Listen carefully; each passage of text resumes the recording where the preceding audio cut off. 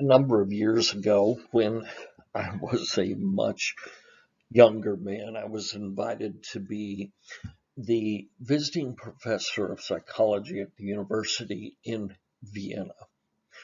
I loved my time there. I was able to bring my family with me, and we spent the fall semester, which meant going up until just before Christmas. As a professional courtesy, I was able to meet one of my heroes, Dr. Viktor Frankl. If you haven't read any of his works, I highly recommend it to you. Dr. Frankl invited me over to breakfast at his home one morning.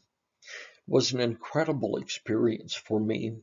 We finished breakfast, and he asked me to come into his study, which I did, and he showed me a picture hanging on the wall. It was a picture of a barracks and a stack of coffins in front of the barracks. And he said to me, "This is the place I last saw my dear mama." And it was an emotional experience for him. I'm sure he had shared that with many people, but his voice shook a little while he was telling me the story of seeing her, and the next day her being shipped out to Dachau to the death camps. And I asked him, "Herr Professor Dr. Frankl, how is it that one survives this kind of trauma?" And he said, Dr. Bell, there is one way and only one way to survive this. And that is to give your life to something bigger than yourself. Well, Viktor Frankl has passed away since then, but he's still one of the great influences of my life. And I immediately thought, because I was a minister and a professor at an American university, I immediately thought, that statement is so profound and every minister needs to hear it. Welcome to CrossTraining. Now, obviously, most of you taking this class will not remember the 1992 presidential campaign. The independent candidate was a man by the name of Ross Perot, and he chose for his vice presidential running mate a man who was totally unknown and a man who even today is known for his first two sentences in his first vice presidential debate. And here they are. Who am I? Why am I here?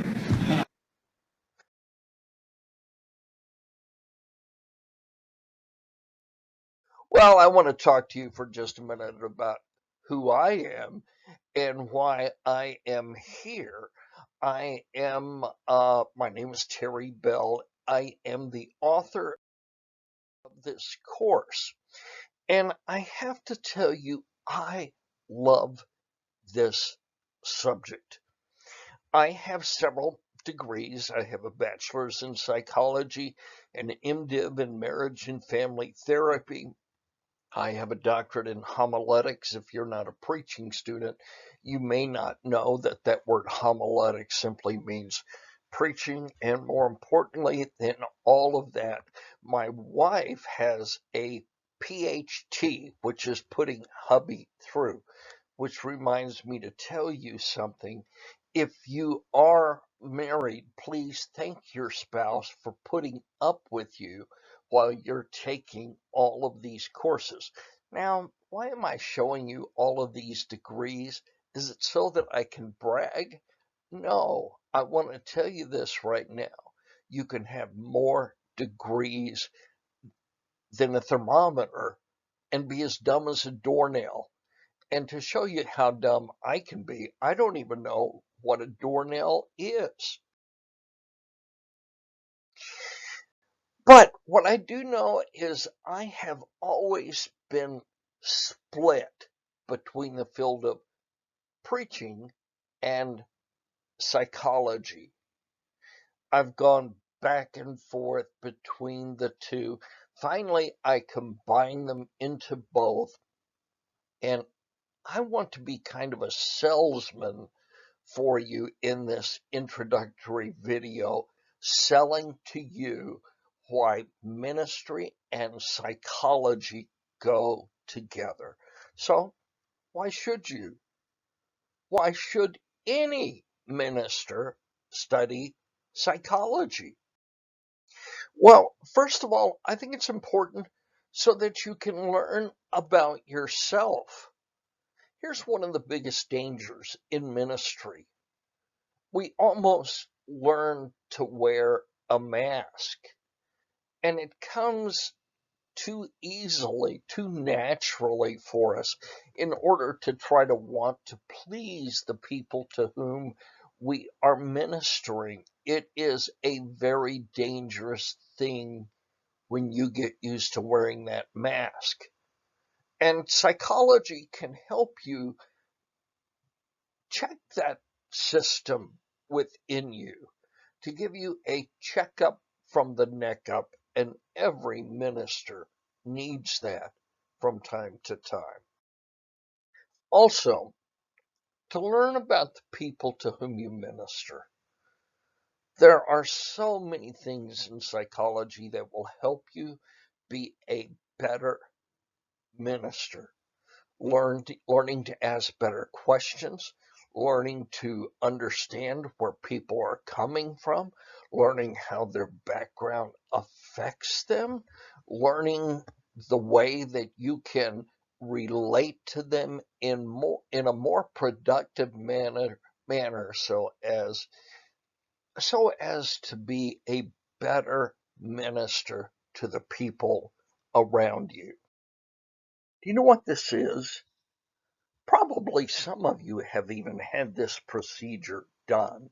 This is called an MRI machine. This big machine is something you lay down on the bed that's kind of projected out in front of this tunnel, and then they roll you into that tunnel, and there's all this clanking noise that goes around you, and they can actually take um, images of your your brain and the way it's working. But there's also another thing that this machine can do, and it's called the fMRI. That is the functional part of the mirror resonance imaging. It can actually check on how the functions of your brain are working. Now, hang with me here. This is an important point. A few years ago, the British Journal of Medicine, that is their premier medical journal called The Lancet, it's very similar to the Journal of the American Medical Association here in the U.S. But they did a study of two different patients. One of the patients was 100% comatose. That is, she was in a PVS situation, persistent vegetative state. She had been for several months. The other patient wasn't actually a patient. She was just a test, a control person that they could test against. These two people had one thing in common. They both loved tennis. Remember, one of the ladies had been comatose for nearly 3 months or more. The other lady was totally alert, healthy, no problems. They put them in these two machines and they talked to both of them. They had a microphone system that was hooked up so one person could say the same thing to both people. Well, what did this person talk about? This person talked about a subject that both of these people loved tennis. And it was very interesting, both the person who was comatose and the person who was not comatose, fully conscious, fully alert, fully awake, in their two brains, both areas of the brain started to light up. This gave a whole new meaning to some of the teaching that's being done in communications right now. Do you remember the passage in 2 Timothy chapter 2 and verse 2? And the things that you've heard me say in the presence of many witnesses, entrust to reliable people who will be qualified to teach others.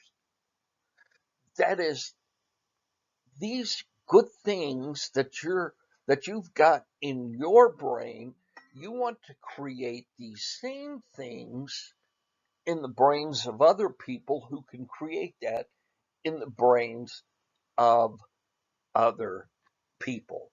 Let me show you a little bit more about how that works. Every minister, no matter which kind of staff position you're in, you have thoughts in your mind that you want to communicate to other people. You want to help them learn. You want to encourage them. You want to teach them. Well, all of that information in your brain lights up in different areas of your brain and creates these different kind of patterns that your brain goes through. And what you're wanting to do when you teach other people is to be able to reach out through communication, talking to them, and getting their brains to light up the way that your brain lights up. Let me tell you, this has totally changed the whole study of communications, personal communications in recent years. Also, in this class, we're going to be asking some pretty significant, pretty practical questions that you'll need to know about the field of psychology in your ministry. One of the questions we'll be looking at is the question, is psychology bad? I've even heard some Christians say it's demonic. Well, that's a bad question.